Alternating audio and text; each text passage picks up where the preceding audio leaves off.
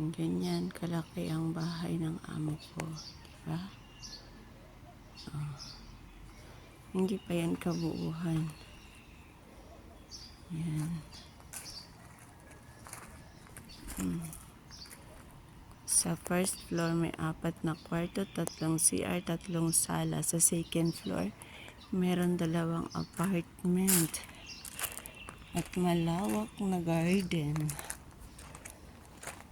Diba? At may manggahan syempre. At iba pang gate. 9 ang gate ng bahay nila. Bongga, diba? Aray ko, hindi ko mabuksan. Optik. Yan. Iba pa yan dun. Tapos may manggahan din. Diba? Ang lawak ng kanilang bakuran. At maraming mangga. Hindi na natin ikutin. Okay na yan. Sa kabilang side naman mamaya.